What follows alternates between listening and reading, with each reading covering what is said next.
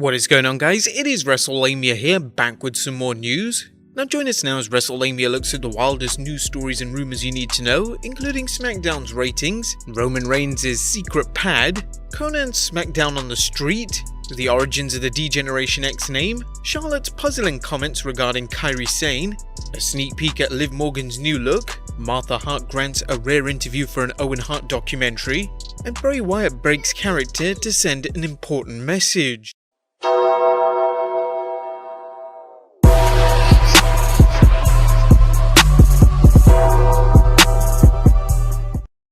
But let's get straight into the first bit of news as SmackDown holds steady.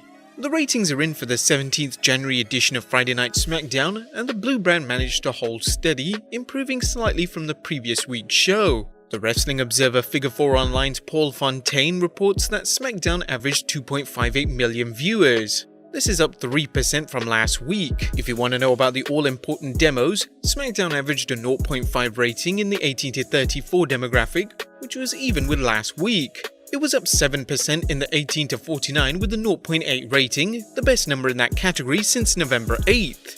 Now this has to be seen as encouraging news by the WWE, as SmackDown has been putting on entertaining shows for the last few weeks, and it appears fans are coming back every week, perhaps even slowly increasing numbers. Next up, Rocky Johnson's possible cause of death. While we haven't heard an official ruling on WWE Hall of Famer Rocky Johnson's cause of death, the Tampa Bay Times spoke with Johnson's colleague Brian Blair. A blood clot travelled from his leg into his lung. Brian Blair, who wrestled as one of the Killer Bees and served as the Hillsborough County Commissioner, told the Tampa Bay Times he died of natural causes. Tributes continue to pour out from Johnson's friends and family, with Tony Atlas, who won the WWF Tag Team Championship alongside Johnson, tweeting, "We change wrestling by paving a new path, knocking down doors while showing what moving and grooving is all about. It takes two and I never would have done it without you. It showed me a lot while learning more. I pray for The Rock and his family. I'm sorry for your loss."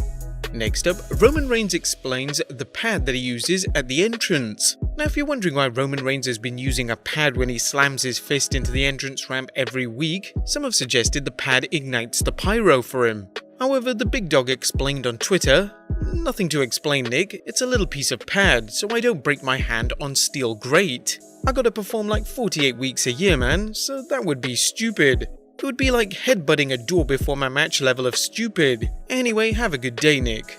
Roman's answer makes sense, but what was really noticeable was his thinly veiled volley at Bill Goldberg, known for headbutting his dressing room door before matches, sometimes with concussive results, as he reportedly suffered at the 2019 Super Showdown event before his infamous match against The Undertaker. And we all know how bad that went. Next up, Liv Morgan's new ring gear. Now if you're curious about what to expect when Liv Morgan teams up with Rusev on the 20th January Raw for a mixed tag match against Lashley and Lana, a fan attending a house show tweeted about Liv's new attire, with Wrestling News' Andrew Ravens reporting, "Liv Morgan showed off her new look when WWE held a live event on Friday in Lafayette, LA at the Cajun Dome. At this show, Morgan and Rusev defeated Lana and Bobby Lashley in a mixed tag team match. Fans in attendance noted that she came out to the same theme song she has on WWE 2K20, which is different from the other theme music that she's used before her latest push on television. Whether Liv Morgan sticks by Rusev's side should prove interesting." Next up, the real reason why a wrestler slapped Konnan in a street confrontation. Wrestlers confronting other wrestlers in shoots makes for a good story, as seen by this one. However, in a world where wrestling promotions use social media to further storylines, the following story could be a shoot or a work shoot. Either way, take it with the proverbial grain of salt. Wrestler Konnan was recently confronted on the street by wrestler Psychosis No. 2, who took over the original Psychosis identity. According to an article at WrestleZone, there's apparently been some heat between Konnan, who acts as consultant for Mexico's AAA promotion, and Psychosis. This was not an unexpected confrontation, as the wrestler promised to have words with Konnan this month after tweeting that Konnan was holding him back in AAA. Twitter user LuchaBlog posted a video of the incident, along with background information. Psychosis 2, not the WCW one, said he had seen Konnan in January to continue this discussion in person. Psychosis meant the show he was promoting in Leon, but instead ended unmasked at tonight's Impact tapings in Mexico City. Psychosis 2, not the WCW one again, demanded Konnan say the same things to his face. Konnan didn't want to talk to Psychosis, so Psychosis slapped Konnan and dared him to fight. The video is all over Mexican wrestling sites tonight. Is this real life heat or a work shoot? Next up, Tony Khan is handling more booking in AEW. This week's Wrestling Observer newsletter had an interesting snippet of information regarding AEW President Tony Khan and his role booking Dynamite. Regarding the booking, which has come together better over the last 3 weeks, Tony Khan took more control after the negativity from the Corpus Christi show, and you can see more seeds of long-term planning and layers in storylines like in the 4-team tag match and other angles. But that's also related to all involved. The show in question was the 18th December Dynamite show. AEW has been on a roll for the last 2 weeks, while NXT shows have been hit and miss, with AEW starting to regain its momentum. If you watch AEW Dynamite, have you guys noticed a difference in the show since 18th December? Be sure to leave your comments down below. Next up, Charlotte defends TLC match with Kairi Sane. While Kairi Sane has been cleared to wrestle following her injury at TLC's ladder match between the Kabuki Warriors and the Becky Lynch-Charlotte Flair team, there are still questions being asked whether the match should have been stopped. There's also been some finger-pointing, and Charlotte Flair recently talked with TalkSport's Alex McCarthy about the match and how she felt when it was obvious Sane was hurt. If you didn't know, Sane suffered a concussion during the match.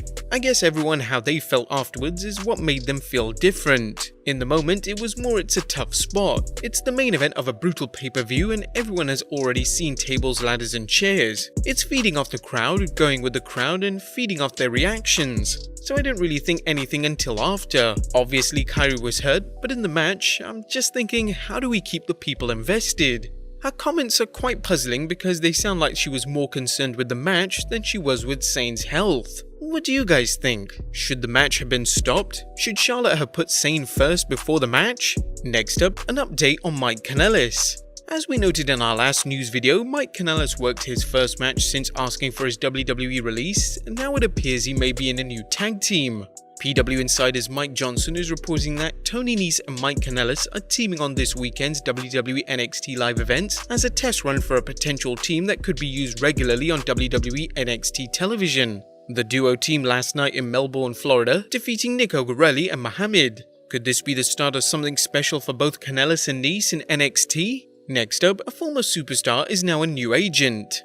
Based on this next story, it looks like a simple conversation can lead to a job offer with the WWE. The WWE recently hired a former tag team champion to work as one of its agents. Sylvain Gruyere, who teamed with Rene Dupree and later Rob Conway as La Resistance, held a World Tag Team Championship 4 times before leaving the WWE and working the indie circuit, as well as providing French commentary for TNA. Sylvain spoke with Patrick Laparade of TVA Sports about the events that led to him unexpectedly being offered a job. When WWE came to Montreal in April 2019, I went to meet Kevin Dunn, the Executive Vice President of Television Content, to ask him for the pictures of the time I won the team titles at the Bell Center. We started talking about things and others, and he told me that the company was looking for agents. According to Grenier, he was concerned with being on the road too much, but after assurances that things had changed, he found himself agreeing to work as an agent. All the best to him.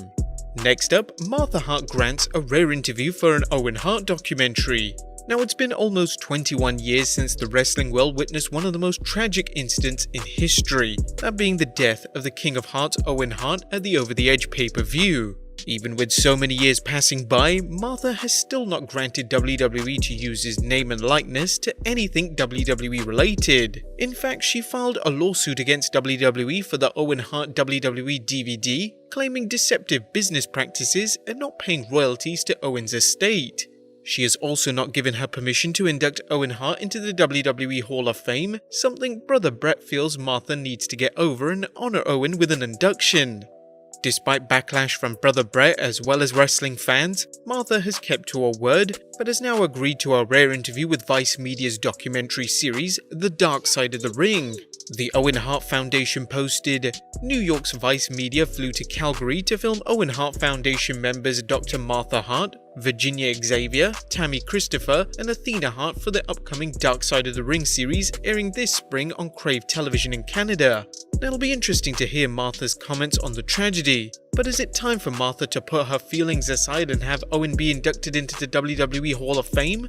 There's no doubt WWE would do all they could to give him a classy tribute, but in all honesty, those who still direct abuse at Martha really shouldn't. After all, we're not in her position. Accident or not, would you ever forgive the company for what they had Owen do? An unnecessary stunt?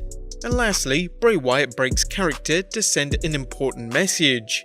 Now, whilst the majority of fans have praised Wyatt for the rejuvenation of his character, introducing the Fiend and playing the role damn well, he has still suffered a lot of backlash from some fans that include his personal life, which has in turn affected his mental health. Wyatt posted a message on Instagram saying, "You are stale. They ruined you. He's boring. I hate his matches. My life is art. My art successes and my loved ones are the only exit I have from my mental health. You have no idea how much a simple, thoughtless comment on social media can directly affect the person you are sending it to.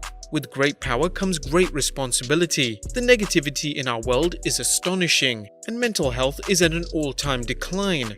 Be better. It could save a life. They saved mine. I love you, Jojo. I love you, kids. I love you, Mom."